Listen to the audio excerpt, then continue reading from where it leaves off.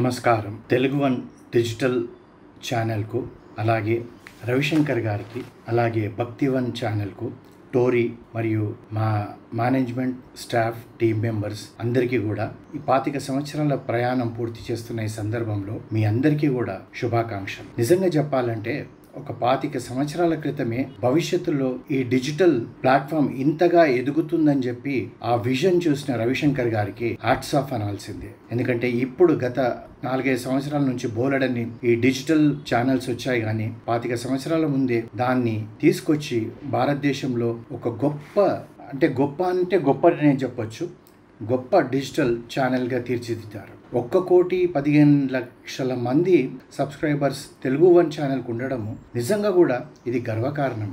అలాగే భక్తి వన్ దగ్గర 18 లక్షల మంది సబ్స్క్రైబర్స్ ఉన్నారు. అలాగే ప్రపంచవ్యాప్తంగా తెలుగు వాళ్లకు టోరీ 24 గంటలు అది అందరికీ వారి ఇంటికి వెళ్ళి వారిని తట్టి లేపుతుందంటే అది నిజంగా కూడా మన తెలుగు వాళ్ళందరికీ కూడా ఎక్కడెక్కడైతే ఉన్నారో శ్రోతలు కానివ్వండి, ప్రేక్షకులు కానివ్వండి, వారందరికీ కూడా ఇది ఒక పండుగ రోజు. ఈరోజు ఈ యొక్క సంస్థ 25 సంవత్సరాలు పూర్తి చేసుకోవడం అంటే అది ఆషామాషి కాదు.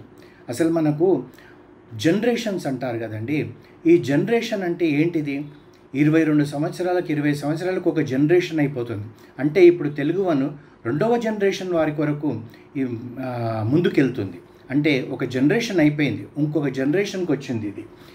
ఈ జనరేషన్కు కావాల్సిన అన్నీ కూడా మంచి కార్యక్రమాలు ఇదే విధంగా చేసి అందరి మన్ననలు పొందాలని చెప్పేసి, అదేవిధంగా రవిశంకర్ గారికి తర్వాత టీం మెంబర్స్కి అందరికీ కూడా నా తరఫున శుభాకాంక్షలు తెలుపుతున్నాను.